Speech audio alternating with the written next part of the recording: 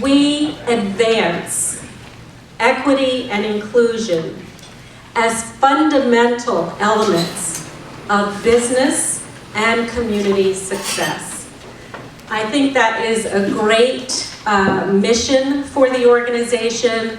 We have, the board of directors have talked about what we will do to continue the conversation, to promote the networking, to give you an arena for talking about this important issue of diversity and inclusion. So we're going to do some of that this afternoon, and I want to thank our lead sponsors. We couldn't do this without you. Our two top sponsors are MICA and Blue Cross and Blue Shield of Rhode Island.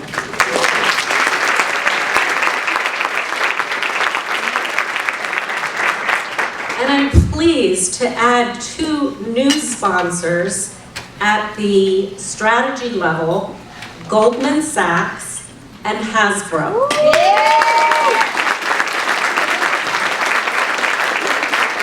And it is the toy manufacturer, right? Yes. Exactly. So we will move forward with our invocation, which will be presented by Chantel Nelson Washington, and she is a pastor and chaplain at the ACI.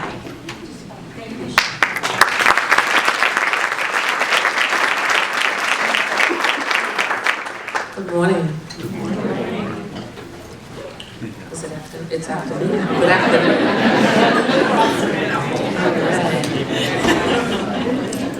Pray with me.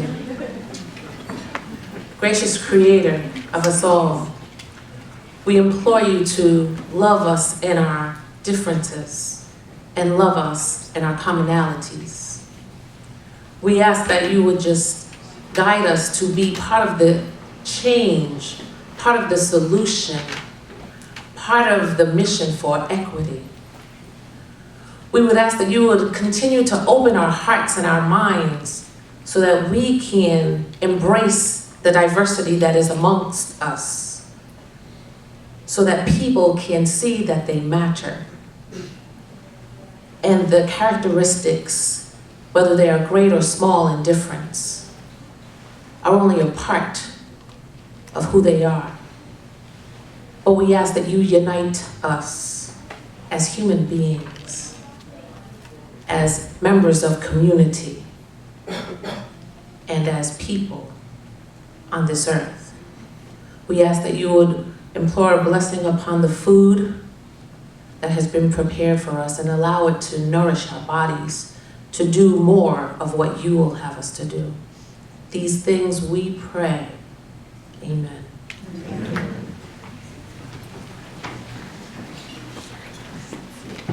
Thank you, Chantel.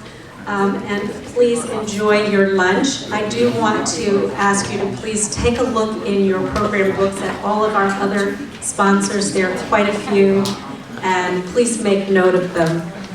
Enjoy.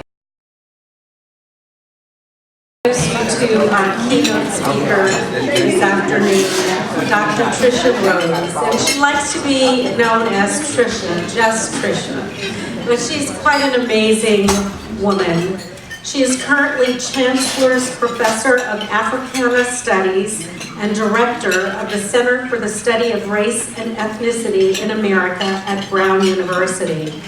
Her full bio is in your program book, but I think it's important to highlight that she is an internationally respected scholar of post-civil rights era Black U.S. culture.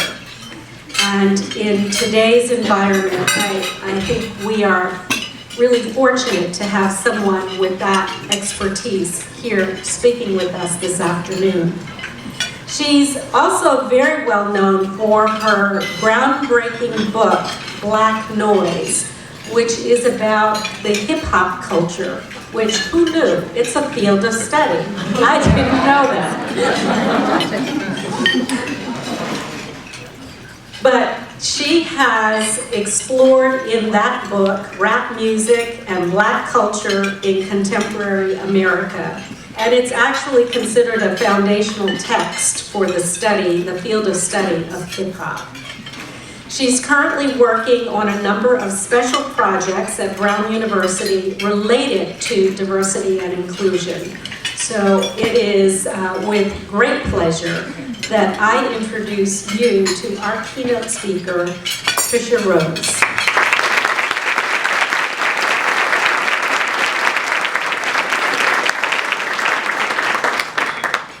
Well, good afternoon, everybody. How are we? Good.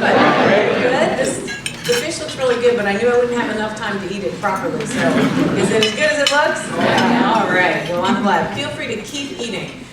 Really, my students do far worse while I'm talking. So just whatever you need to do, don't even be shy. Thank you so much, Linda, for the lovely introduction and really for this invitation. I know I have a few colleagues in the room. I know Raphael, Adiola, and I've seen other faces I know too who I didn't get a chance to say hello to directly, but after being in Providence for 10 years, I'm actually kind of feeling like it's like a second home. I'm saying a lot, I'm a New Yorker now. We don't mess around with being from New York. We take that very seriously. So it's a great thing to feel so much sense of home here.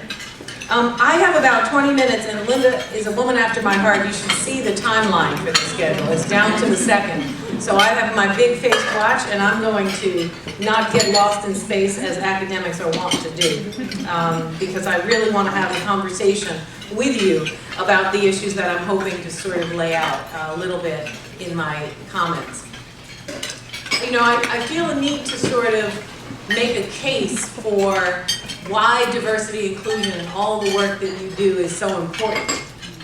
It seems obvious, I'm sure, from the trenches doing the work about the benefits, but I think, you know, we have to be reminded of the fact that we're in a broader climate, frankly, in the world, and definitely in the United States, where the case has to be made over and over and over again for why diversity and inclusion is critically valuable and politically important and socially meaningful work. And so I want to talk a little bit about, partly about, I mean, the why it's important is a little bit easier, but why it's hard is a little bit more complicated. Because it should really be relatively easy if, you know, if we are who we say we are. But it turns out we have a lot more complicated factors that interfere with the work in ways that might be invisible. So I want to spend some time talking about that. But let me just first really talk about why it's just so important. I mean, I want to begin really with some of the easy, what I call the low-hanging fruit of the why. There's no question that the more diverse, and I mean this in the broadest sense, different points of view, different personalities, not just different racial and ethnic and gender and sexuality groups, but just generally different points of view, solve problems much better. I mean, if you have the same kind of people who have the same approaches, use the same methodology, are comfortable with the same metaphors, eat the same food, wear the same clothes, they're not going to have a lot of options for solving problems easily. They'll have some, but they'll be missing quite a bit. And, you know, that's an easy kind of low-hanging fruit explanation. I will give a caveat, though, that it does open the door, though, for a kind of apolitical understanding of diversity, because then you can just simply look for people who are in whatever way different than you. You know, they like blue, you like red. Okay, you know, that'll be good enough. So I'm not, you know, really, it can get that crazy. I'm not really claiming that level of diversity, but I think it's still important to remember that there is this broad concept that drives it. Getting multiple points of view, you know, solving problems, coming up with diverse solutions. And then there's the next higher piece of fruit on the tree, which is sort of global readiness. I'm sure many of you who work in the corporate sector in particular find that there's a lot of support for the idea of diversified workforces, people who speak more languages, people who traveled around the world, people who understand religions that are not Christianity, whatever those may be, and that these are important sort of global readiness projects. I'm not against being globally ready. I'm not sure I want diversity to be on the front end of 21st century colonialism. However, it is important to have people who know the world and can respond to the world in ways that speak with a level of knowledge about the world. So there's a critical factor there as well around global readiness. It's just the question is always, what are we getting ready for? Just whenever you hear readiness, just ask, what are we doing when we're getting ready? And then the higher fruit that's a little bit harder to actually to sort of explain on the ground, but that's the highest principle, is that if we're an egalitarian society, then exclusionary and non-inclusive and non-diverse environments are not a sign of an inclusive and democratic egalitarian society. So if we are who we say we want to be, if the fundamental principles of being, citizens of the Constitution and of all of the ideals, not necessarily the practices, but the ideals that founded the United States, if that's what we're living up to, then diversity and inclusion should be at the front lines of what we do, because in fact, the numbers show a tremendous absence of diversity and inclusion, broadly speaking, in society, particularly as you move up in institutions of power.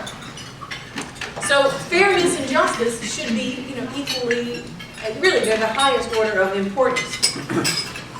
But there's this huge set of impediments that make what seems like an easy, no-brainer project really, really difficult. Now, I know you know all this on the ground and all the different industries you're in and organizations you work with. I know you have, the various stories that are, clearly battle scars. And after years and years, you know the top 10 stories that you get for reasons why you can't do this, or reasons why this was a bad idea, or reasons why, it would be good if, I couldn't agree with you more, except, there's a lot of these, frontline sentences that are all in, except I'm all out. Like, how did that happen? The sentence starts and you're like, yeah.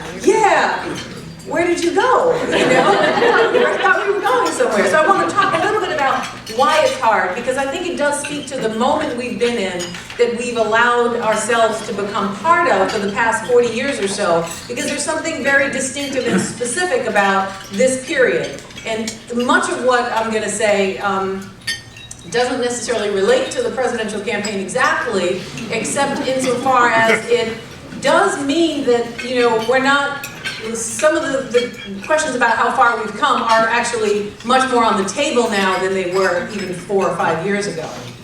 So let's look at the hard work. Why is the general work of diversity and inclusion so hard? And here I'm speaking specifically about, women at the senior level, particularly in education, say in STEM or students in sciences and technology, people of color, particularly historically underrepresented groups. So the notion of historically underrepresented groups is not meant to be as neutral as it sounds. It's meant to describe a very intentional, specific legacy of exclusion, divestment, and refusal of opportunities for those specific groups. Specifically, most importantly, Native people, people of African descent, and Hispanics, and Latinos, right, broadly speaking. Asian Americans also fit in some fields, particularly South Asians, but for the most part, it's the previous 3 groups that I was referring to. Why is it so hard? The main reason that it's so hard in the post-civil rights era, the past 40 years that we've been, 40 to 50 years that we've been living in, is that 2 things happened in the 1960s and early 70s that created a very contradictory state that we've not resolved, but we've managed. One is that we ended explicit, legalized apartheid through ending Jim Crow, right? We ended legalized, forced, required racial hierarchy and forced discrimination. In other words, it was the law to discriminate. You couldn't not discriminate. You had to discriminate. That was a major advantage to end this form of discrimination. At the same time, the effort to end the forced discrimination was coupled with an effort to create equal circumstances. Okay? So ending forced discrimination ended a particular set of laws in a particular region. New York didn't have it, but it also had inequality. Philadelphia didn't have Jim Crow laws, but it had substantial inequality, right? San Francisco, et cetera, et cetera. So the goal was not only to just end that law, to outlaw discrimination, but to manage the legacy of hundreds of years of significant discrimination in every aspect of life. There are tremendous repercussions for this in wealth, in educational resources, in health outcomes, in family opportunities. There's many, many circumstances. We can go into more detail if there's time. But the ending of the legalized discrimination got taken up by some people to mean that discrimination itself had ended. So to say that law, you see what I'm saying? He said, yes, that is what happened. Yes, church is fine in the middle of the day, middle of the week, I'm all for it. So to say that it is no longer required that we discriminate does not mean in any way that we've ended discrimination. Are the responsibility of the individuals.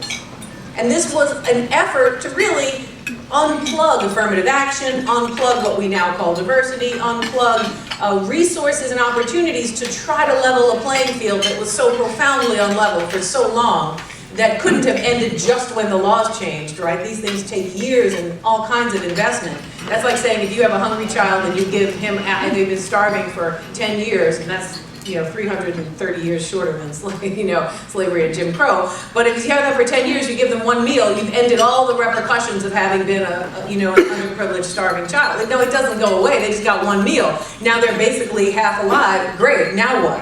Right?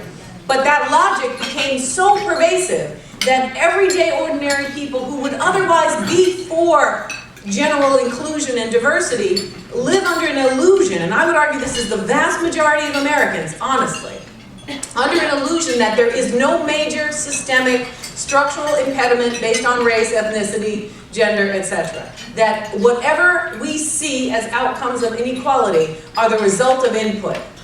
That's how we move to an argument that pretty much blames people for their conditions. It pretty much says you're where you are because of your own personal hard work or lack thereof. Now, there's nothing like hard work. It's crucial. We all need it. I'm sure we could all, I know I could work harder, although I'm not sure what that would look like, but today was already completely insane. However, I don't want to stand against hard work, but I do want to point out that this myth that we've ended discrimination has actually created a condition in which it looks like diversity work is unnecessary. It looks like the work is doing what? Special favors. Making room that's unwarranted. And it makes the work very, very difficult. That's one thing, right? That we've ended discrimination, therefore, whatever outcomes we get, if we don't have any women scientists, we don't have any black or brown faces, there just must not be any good people. Right? Why? Because if you believe that the ending of Jim Crow meant the ending of discrimination, then you also likely believe that we live in a meritocracy. Sorry to tell you. Not exactly. We have meritocratic principles. We don't apply them in any way with the level of merit that we say we do. Does that mean there's no merit? No. We have a broad effort inside of the context of being very comfortable with significant structural disadvantage. So let me give you one quick example. So where I am, I've got about 6 minutes, right? Okay. Just checking, okay. That's a reference to hip hop, but I won't even, I'll let my old school Dougie Fresh, 6 minutes, Dougie Fresh, you're on. It's more like 6 minutes, Dougie Fresh, you're on, okay? So, basically, we live in the meritocracy in principally, but on the ground, we do not actually practice it. One very quick example that's quite easy is thinking about the way we fund public schools. Very simple, easy example of one of the most devastating and ridiculous repetitions and recreations of structural disadvantage. How do we pay for public schools? Which schools are therefore funded better? Places where houses cost more. It's a class-based form of educating young people.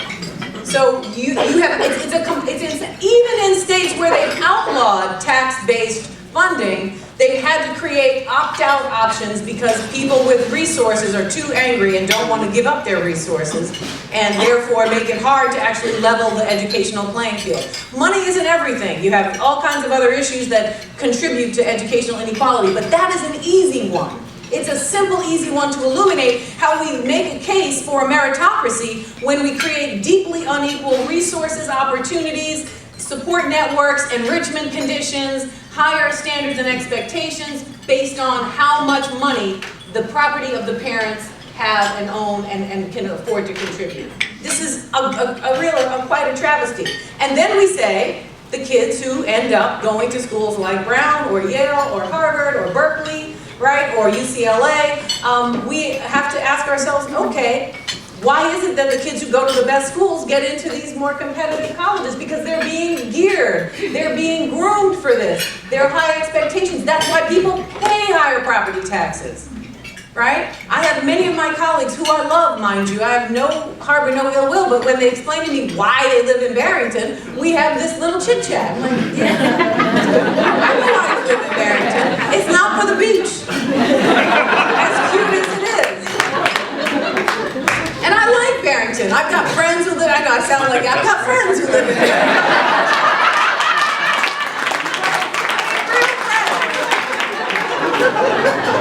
But you know,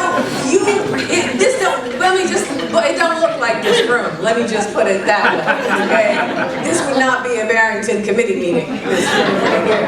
I think actually there have to be more people of color in this room than in the town of Barrington today. I don't have the numbers, but if there's anybody who works in that kind of number gathering world for the state, just feel free to correct me, but I think it's pretty close. Now, I'm not suggesting that this is personal behavior that's unreasonable. We've created a system in which that response makes perfect sense, right? But it masks it makes look normal what is a system that is fundamentally unjust, and therefore makes diversity work look like something that is interfering with excellence, when it's interfering actually with privilege. And that is incredibly difficult to untangle in any given moment. And I don't really, need to focus on Rhode Island or anything like that. I mean, higher education is a great example of this. I can't tell you how many times I've been at any place I've ever taught or visited, had conversations about this discussion.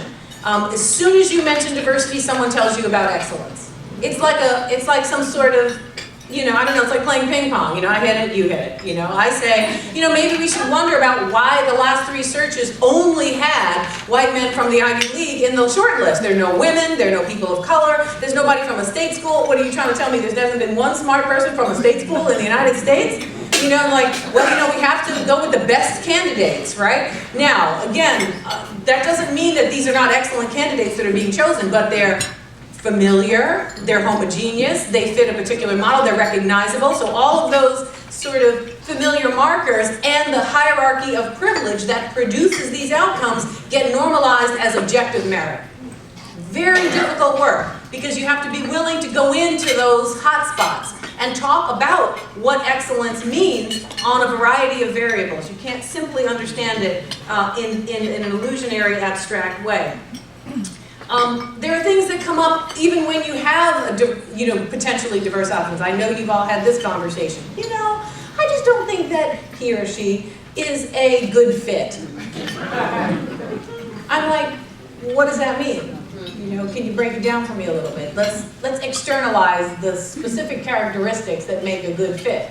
English has to be a first language, you don't like their accent, or you don't like their jokes, you don't like that they don't know how to golf, you don't like that there's all kind of things that can really make that happen. I've seen it happen in every type of career that I've been involved in, and even among academics who claim to study these things. We assume academics, somehow read everything. They just read in their own field. They don't know what they don't know. So unless they study race, they can be just like everybody else. Of course, they don't think so. But they can be, because, you have to study it. It literally has to be made visible.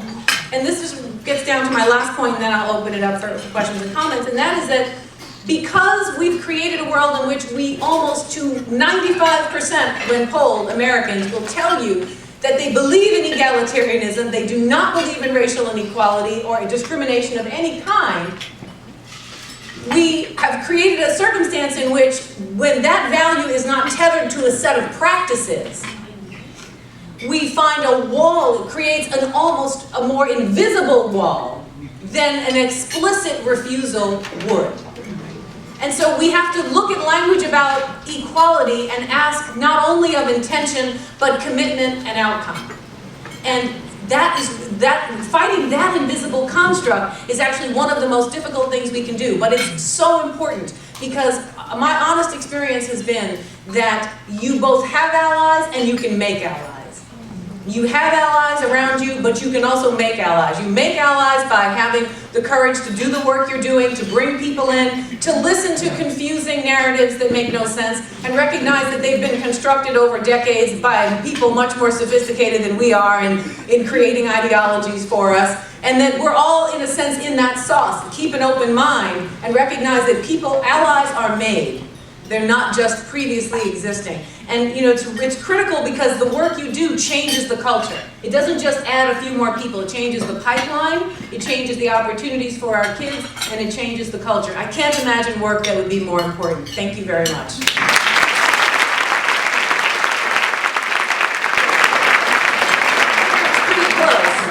You're good. I didn't have the time, but I was trying. Thank you. So when we thought about Tricia and the expertise that she brings us, we thought we want to use this as an opportunity to engage with you. So we're going to have about 10 minutes for question and answers.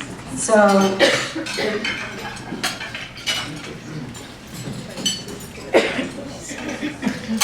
Hey Tricia, I wanted to ask, I know you're working on a project called How Structural Racism Works. Can you talk a little bit about that and what you hope will come of that project?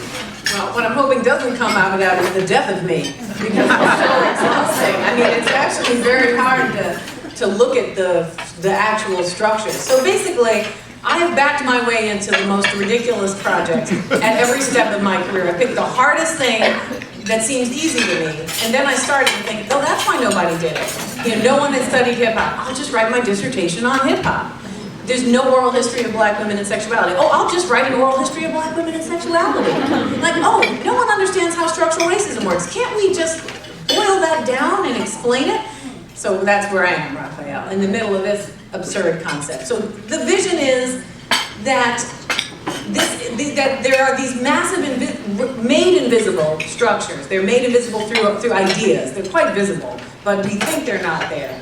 That generate significant and absolutely, really devastating distinctions and outcomes based on race.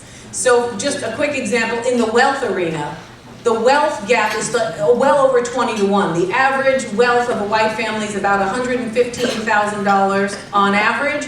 For black families, it's $4,000 to $5,000. Wealth is the single most transformative asset for intergenerational transfers. If I'm wealthy, that my kids, my income, they don't get. My wealth, they get. My kid needs to go to a college and we can't afford it, wealth pays for that. A catastrophic illness of a spouse or a child, wealth pays for that. It's an asset that is family-based, that is an accumulation of a legacy of dramatic privileges that were isolated through policy and practice for centuries. So what looks like personal wealth has been buttressed, really supported by systems of inequality, and the devaluing of black homes has reduced those wealth opportunities, as well as income discrimination and a number of other forces. So just taking wealth allows you to see that structural oppression and discrimination doesn't just stay in its own little gear or sphere of operation. Wealth discrimination produces other kinds of negative outcomes. Going just back to housing, remember I was talking about taxes in schools, most wealth that Americans have, except for the very rich, have their wealth from their home ownership. So if home ownership drives wealth accumulation and wealth produces educational opportunities for college and health concerns, it also produces access to better schools inside of the neighborhood. So you have this process by which privileges of significant degree in one arena have dramatic interlocking effect in others. And that's true for disadvantage too. So for example, blacks and whites use drugs at the same rate. You would not know this from popular culture. But there's really no use difference. What's different is that poor communities sell drugs outside, and middle-class people go to those communities to buy those drugs, but I know a whole lot of white folks smoking weed, let me just tell you. Just want you to know, I don't smoke weed, so I can say this. And I'm like, enjoy that, I cannot take that risk, I'm keeping my job. I did not work this hard to get this job, to mess it up over some weed. I'm more than happy to have a glass of champagne. Anyway, I set aside. But the point is that the prosecution of drug use, even petty individual drug use for people of color, is dramatically raised, and the sentencing is much higher. So the use is the same, but the context for the use is more destructive for the community because it's in public, it's attached to more street culture and potentially violent culture and unemployment. And the persecution for it increases and incarcerates. So what I'm trying to do is connect how these forces work together to produce these massively destructive outcomes and do it in a video form, because it really isn't hard enough just all by itself.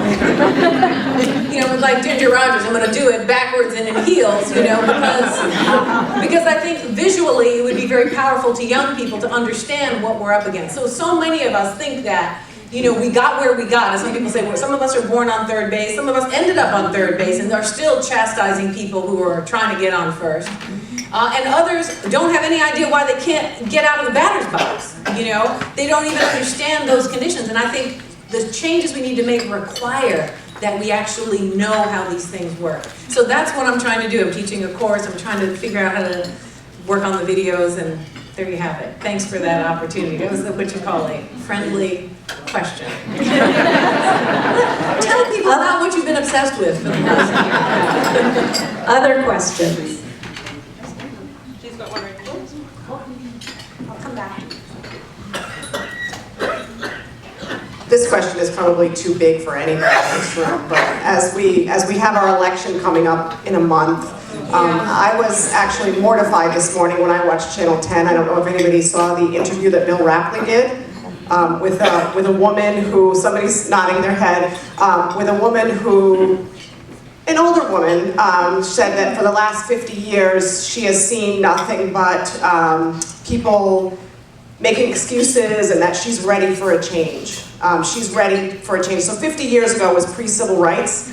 So it's pretty scary that those people are going out to the polls, right? So what do you think we can do if the election goes in a way that could be very detrimental to this country?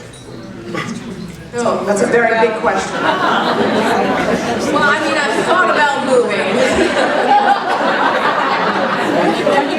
But you know, it's actually, I mean, it's the long history in the black community of like trying to think about, you know, well, we didn't really come here of our own volition anyway.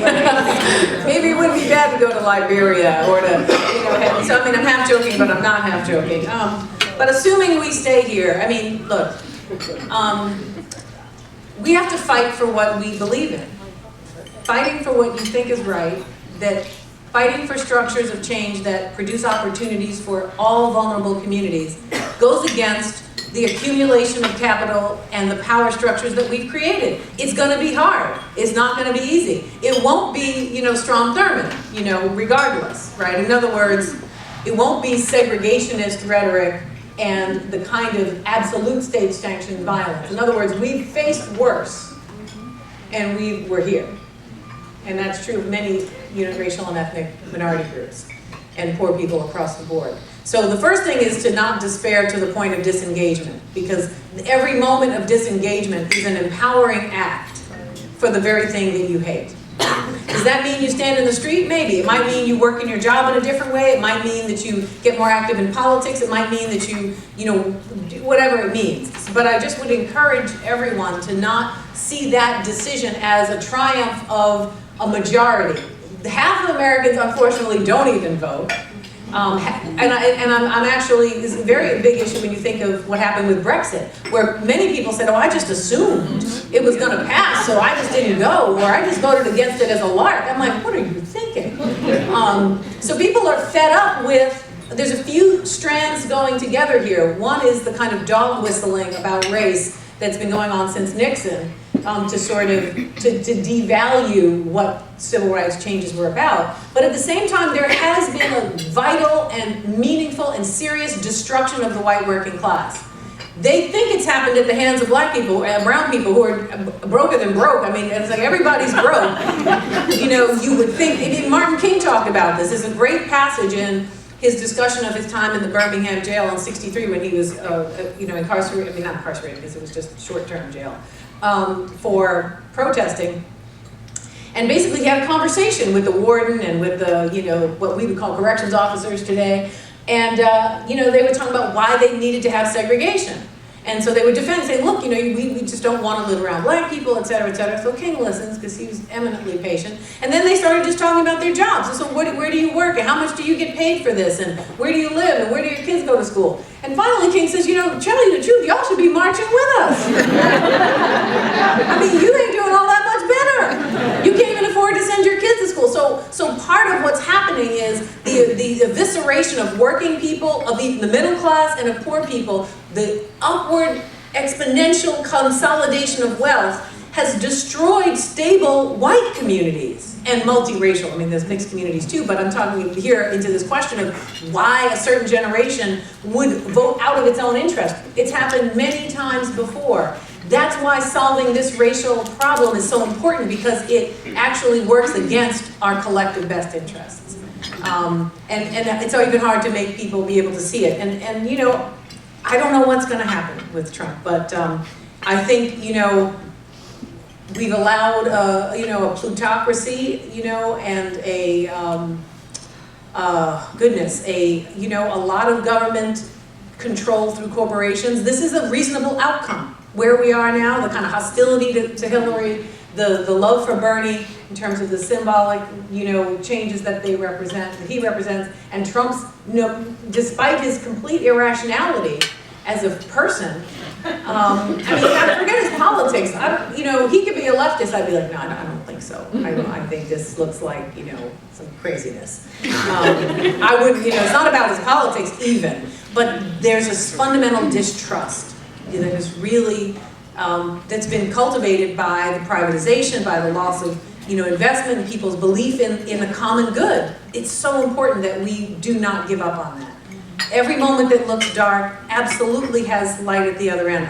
It's always, if you follow history, that's always what's happened. So don't give up, stay put, maybe go to visit Canada or Africa a lot more, and keep your champagne close at hand. We have time for one last question.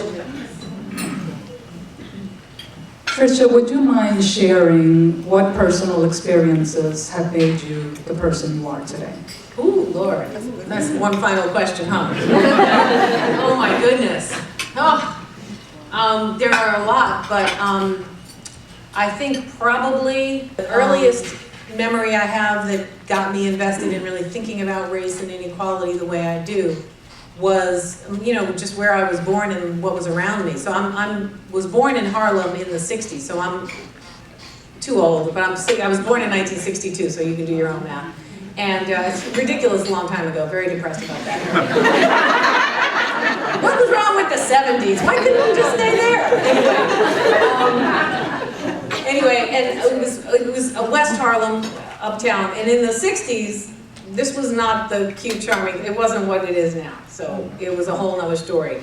Daddy-O, the heroin addict, would shoot up, and my job was to not come home from school and go into the lobby if the steel door that had no lock on it but had a big chain, if it was closed, don't come upstairs. I'm in the first grade, okay? So, that was like one of my first rules, because my parents worked different hours, it's like I had to walk my way under the subway, come out of my school, go under the subway, go basically as if I was gonna get on the train, but not, just enter the other side of the street so I didn't cross 145th because it was too dangerous. I mean, I'm in the first grade, okay. And then there was this incredible level of just insanity, the way teachers responded to us. Now, I happen to have very, I had parents who were not joking. And I mean, they would correct my work like crazy. I mean, they would just go to school. Why'd you tell her this was a good grade? This is a terrible grade. She didn't even do a good job. What are you doing? Oh, it was fine. No, it's not fine. Liberal racism. It's not fine. That's not, I know what a good standard is, so there's that. So watching my parents fight, but also watching the process, looking at my peers, seeing how color played out, because I'm mixed race and very light-skinned, which was a huge issue in terms of people's sense of being mistreated, and my immediate response to that was like, why? Why is this happening? And so that, my personality coupled with just watching those opportunities be impossible, the way teachers responded, the way older kids treated little kids, to look at, what the conditions were, and to see just my own parents' options were very, very instructive for me. that period until we moved to Co-op City in the Bronx, which had its own drama, but it was like, you know how bad it is when Co-op City's a haven in the heart of this world. Let me just leave it at that, you know. Co-op City, anyway, that's another story, but anyway, that's probably what I remember most, just looking at people suffering and knowing that the reasons for the disregard were bigger than the people. I don't know why I felt that way, and I'm sure my parents helped me see the big picture, and that's what I got invested in. I was like, you know what, this isn't right. It's just fun. And plus I'm a Libra, you know, if you believe in astrology. If it's not fair, don't call me. That should be my business card. If it's not fair, I get very worked up. So I think, you know, those things probably all together contributed a lot. Thank you for asking.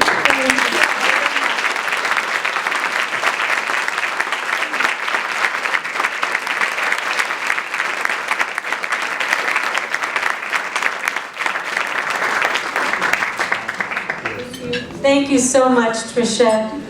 I think everyone enjoyed your candor, your brilliance, and your deep caring about issues that all of us care about very greatly. Thank you so much.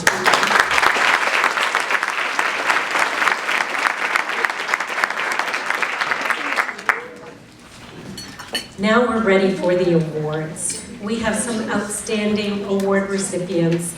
Our first award recipient is Dr. Jody Glass, and I got a call earlier this week that she was unexpectedly hospitalized. So Jody is not with us this afternoon, but many of you know her. She has been working in this community for equity and justice since she arrived back in 1978.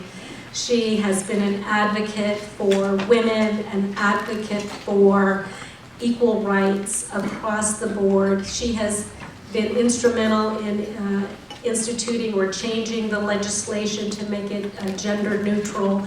She's an outstanding hallmark of equity and justice here in Rhode Island. And she has asked our friend and colleague Rose Weaver to accept the Leadership in Diversity and Inclusion Award for her. So, Rose.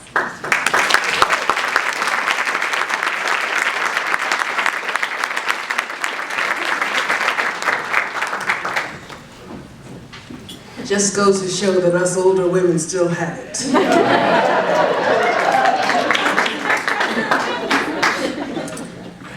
I am so honored to be able to be here for Jody, because I've been really busy myself lately, and thank you to the community for giving me some awards recently, one of which was the YWCA Women of the Children. I'm busy working on, I'm going to redo my show Menopause Mama, and it's going to be coming up in March, and I will be doing lots of publicity to let you know about it. So, Jody and I have known each other for a really, really long time. And I'm so glad she wrote something because it captures her essence and it really does say what I would have said about her. Dr. Jody Glass was to be here, as you know, and we hope she gets well real soon. But she and Ruth Horton, her partner of 35 years, were so excited about this event. As being publicly honored and recognized for who one is not something they take lightly, especially when that recognition comes from diversity and inclusion professionals. Jody says, and I quote, "Who I am is someone wearing my heart on my sleeve with passion.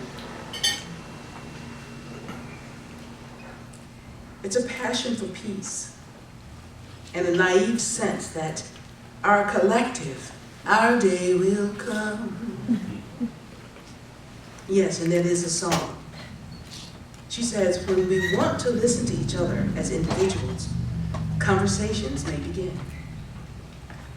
Jody says, this is the Jewish New Year. This year, coinciding with Muslim New Year, truly a time for renewal of spirit. She says, I was reading some remarks from my rabbi, and he referred to Anatevka, Fiddler on the Roof.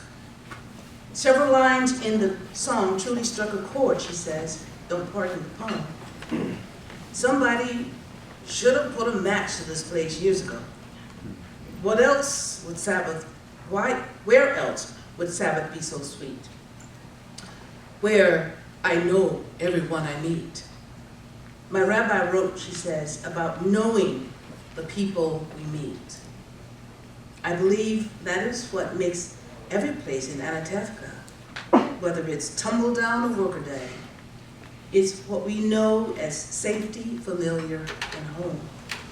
She says, I commit to do my part to use music as a convener.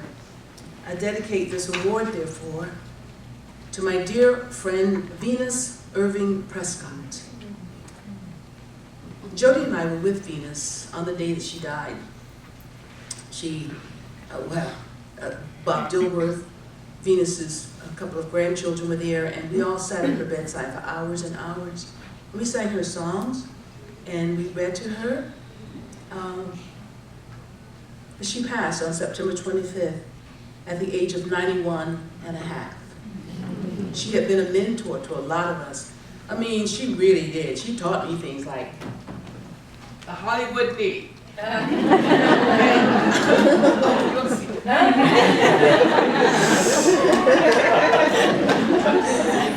It was so much fun. We explored together, like Jody and she, history, and she was always interested in Black history and Black art. But throughout her career, she performed from the Deep South to Paris, to Detroit, Japan, breaking barriers, and learned to know everyone she met through music and performing. I firmly believe that too, Jody. It was who Venus was, it's who Jody is, and she says, I ask us all to be the change to create peace. Meet your neighbor. With gratitude, she says, Jody L. Glass, Doctor of Audiology.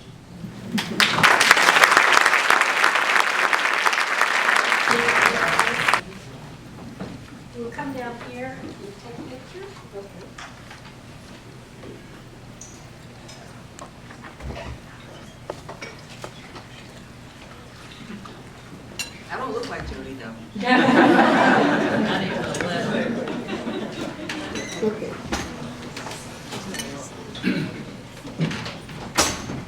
Thank you, Rose. Our next awardee, and I ask people to come and introduce the award recipients so that they can give you a little bit of a personal perspective, something that isn't in the bio, a personal perspective based on their relationship with the awardee. So to introduce you to Lucy Rios, I'd like you to meet Adiola Oradella, and she is an educational consultant and past DAIP award recipient.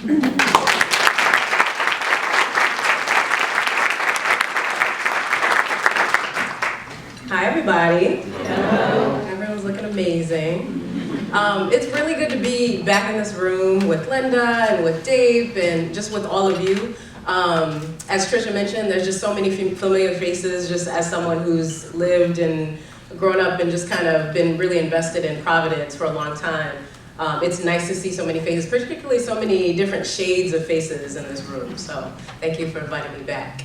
And Lucy in particular has a lovely group of supporters here with her today, so that's also beautiful to see. Amara, who just stepped out to the bathroom, I think. Errol over there, Don, just a lot of a good family.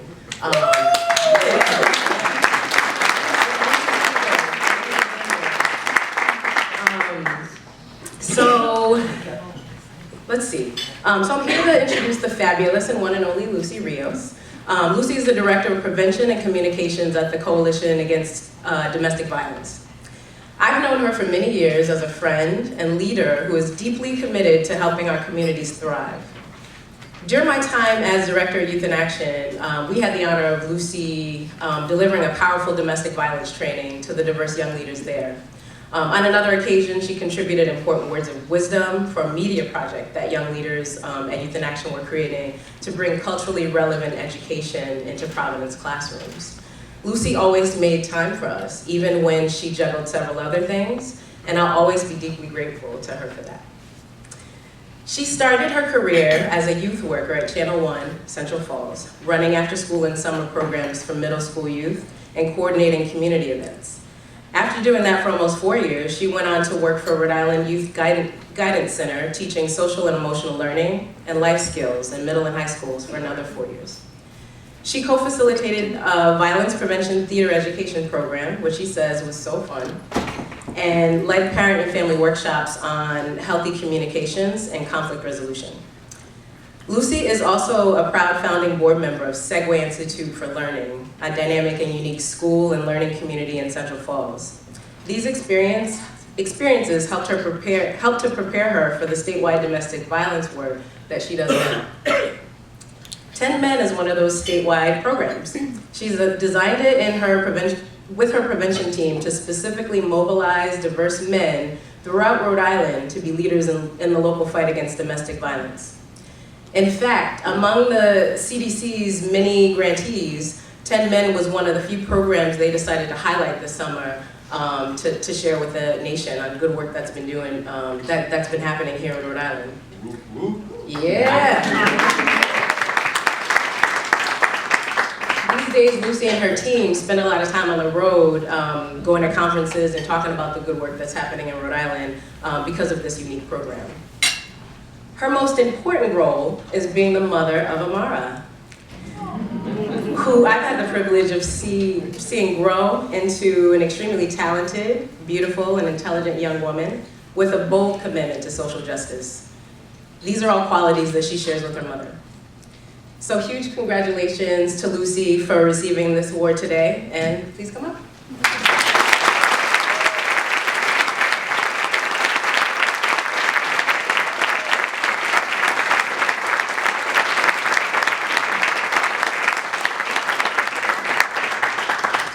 Thank you so much, Adiola, for that warm introduction. I really appreciate it. And thank you so much to DAIP for honoring me with this award. It's truly an honor to be in the same category as here at Providence. Their work on economic justice has made such an impact on the lives of so many young people in Rhode Island. And then, of course, Dr. Jody Glass, who is a friend and a longtime advocate and feminist on speaking out against domestic violence, hate crimes, and injustice everywhere. And if she were here today, I know she would make a plug because it is Domestic Violence Awareness Month. And tonight, one of the projects that Jody brought to the state is the Take Back the Night March. And so that's happening tonight at Garrahy at 5:30, if anybody's interested in attending. It's a great event and an opportunity for people to come together and stand with survivors of domestic violence and sexual violence. I'd like to thank my family, my amazing sisters, some that traveled all the way from New Hampshire to be here today. And of course, they are my rock, as is my beautiful 15-year-old now, Amara. And she really is the reason that I do the work that I do and work as hard as I do.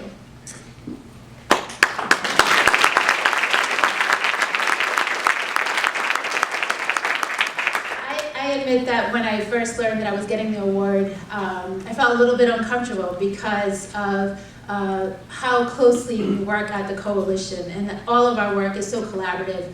And I'm blessed to be able to work with such a talented group of professionals who give every day their passion, their heart, their creativity. And speaking to what Dr. Rose was sharing earlier, that really tried to practice the values of the organizations around diversity, around empowerment, and specifically, I don't take lightly my role at the coalition. When you look at coalitions across the country, there are very few women of color in a leadership role in those organizations. And I know that I am here today not only because I've worked hard, but because I work in an environment that supports and mentors women of color to be able to be their whole self, to be able to not have to put in the parking lot what they care about, but to be able to talk and advocate for their communities and know that that's going to lead to something, that that's going to lead to a product and a result for the communities that they care for and that they come from. And so I really do appreciate them, and they're all the way in the back over there.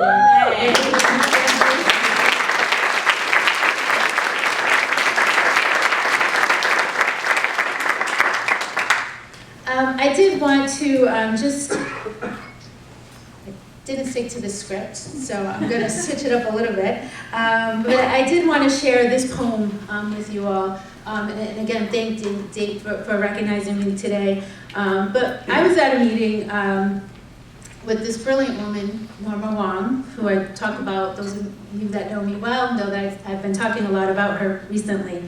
She is an instructor at the Institute for Zen Studies and is also a faculty member of Move to End Violence, which is a national effort to try to end violence against women. And she shared a poem with us that I would like to read to you all right now. And it's called Struggle, and it's written by Mel King. And here it goes. So it's a struggle, developing solidarity. It's a struggle, being positive. It's a struggle, making common unity. It's a struggle, shaping reality. It's a struggle, living. It's a struggle because it's slow. But if we struggle and at developing solidarity, being positive, shaping reality, making common unity, we will all grow. Because to struggle is to work for change.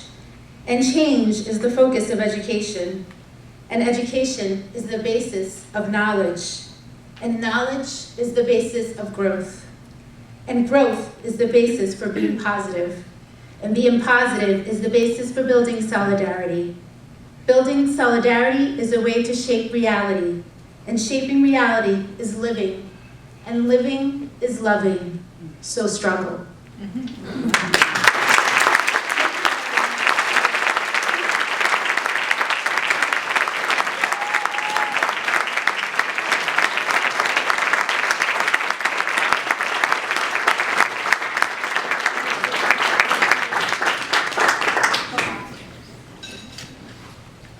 Congratulations, Lucy. Our final award recipient is Year Up. And to speak and introduce you to the Year Up organization, we have Eric Hardy, who is a Year Up project management intern at Citizens Bank.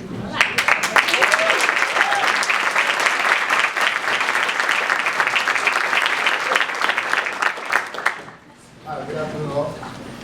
My name is Eric Hardy, and I am a Year Up Providence student intern from class 23. And on behalf of Year Up, I would like to thank you all for inviting us to this. It's a wonderful event. We are honored to be here.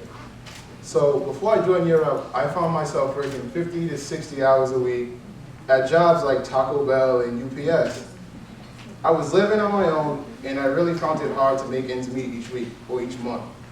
After high school, I decided to go straight into the workforce because I realized once I got into a job that with my lack of experience and education, there was only so far that I can go. I began to feel hopeless and stuck until one day a friend of mine mentioned that she was going to be joining a program that essentially offered young adults the opportunity to learn, earn unique hands-on professional development training, and earn a stipend. So initially I thought, this is too good to be true. There's no way, right? And also, the skills, the necessary skills to succeed long term. Now, fortunately, my curiosity got the best of me, and I decided to apply online the next day. So fast forward 7 months, 2 days later, I stand here for you all as one of 150 students currently enrolled into Year Up as a project management intern at Citizens Bank.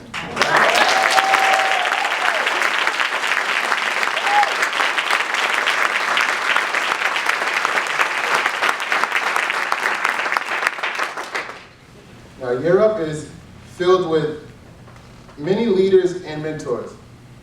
I am here today to recognize a very special leader to Europe Providence for providing diverse youth with education, skills, and opportunities necessary for long-term success. This particular leader is the type of person that no matter how allocated, she always makes time for each and every student in need of support. She has made it very clear to us that we are in fact a priority to her, and for that, we thank you. So without further ado, can everyone please help me join in welcoming our Executive Director of Europe, Kathy Doyle.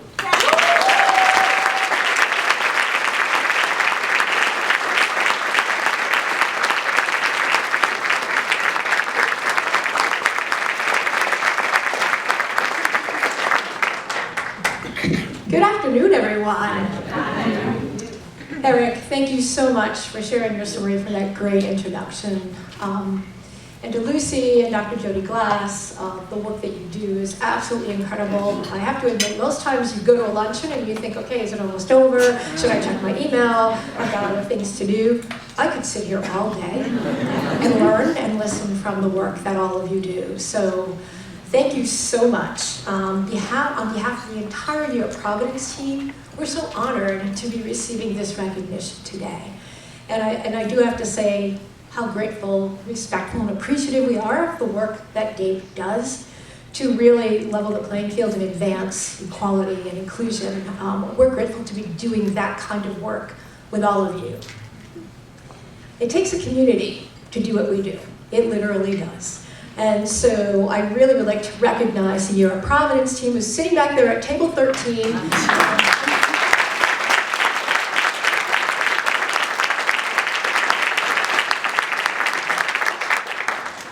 They are absolutely fantastic and exactly what we need to be on the ground every day and do the work we do. I also would like to express gratitude to our many, many corporate partners who host interns and hire our young adults, and as well as our community partners, to our board of directors, our leadership council, our mentors and donors, and our many, many, many, many volunteers. I see so many familiar faces here today. Thank you again. Sometimes it takes a community and sometimes it takes a state. I think in our case it's definitely taken a state, so we're so appreciative. I'm so grateful to Eric for sharing his story. You know, every speaker says, start with a story. I'd rather start with Eric's, because it's the reason that Europe exists. Eric is smart, he's talented, he's motivated, and by no doing of his own, he lacked access to upward mobility. And he's working hard, he's working 2 and 3 jobs, and he didn't have access to education. And so it's our privilege to serve young adults like Eric in our program. He and his 85 colleagues, who are now all on their internships, as Eric said, are 7 months and 2 days in, and they're going to graduate on February 7th, 2017. And with their training in business operations and IT technology and professional skills and networking, and also their internship experiences, they will get a job. So Eric will secure a job, earning $16 an hour or more after he graduates. How can I be so sure? Well, look at him. Who wouldn't want to hire Eric?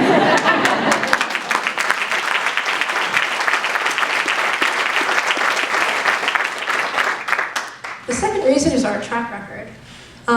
Looking back to the class who graduated in January 2016, we've achieved 100% positive outcomes. Everyone who's graduated from that class is either fully employed, earning an average wage of $16 an hour or more, or they're in school full-time.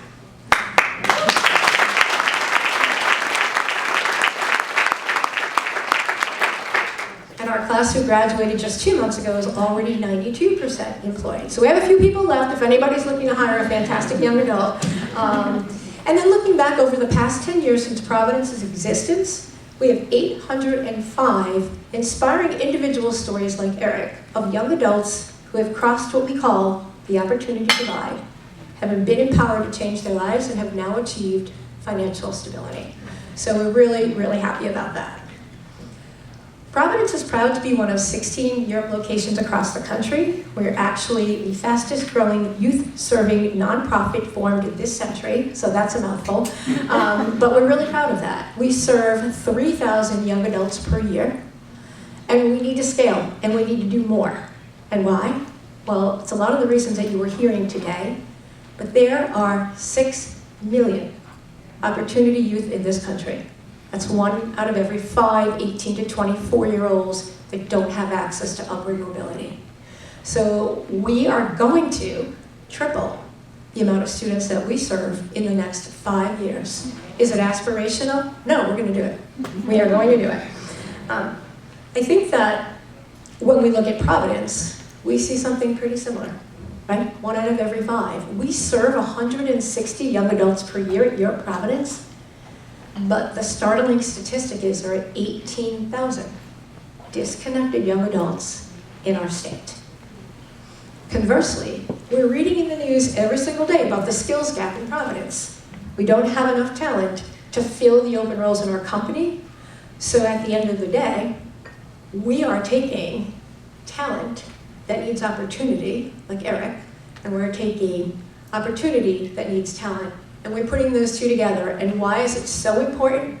Multiple reasons, but there's a socioeconomic piece to this. Taxpayer loss for every single opportunity youth is $14,000 a year. $14,000 a year, and that number will increase exponentially if that youth fails to thrive. Eric getting a job means he'll be contributing $33,000 a year at the rate of $16 an hour to the economy. So the work that we're doing is really imperative. In accepting this incredible award today, we're proud to stand with you in this work. But we know there's much more to do, as I said. Let's look at the state of our country for 2 minutes. Senseless acts of violence, a rampant lack of opportunity, and an abundance of inequality. And as Eric said, it's an absence of hope. You lose hope when this happens. So we want to make more allies. We want to take a stronger foothold because at the end of the day, the work that we can do collectively is so much stronger than the work that we can do alone. So if you'd like to join our movement by either hosting a Europe intern, or if you have someone you'd like to employ, a smart young adult like Eric, or maybe you just want to support us somehow by being a mentor, or being one of our many, many, many volunteers, or even on a larger scale, we would welcome a conversation about how we can be allies in this work. Not only for what we're doing and how we're serving our young adults, but how we can make this country one of equality, and let's bring back the hope. Thank you very much. We're so honored to be here.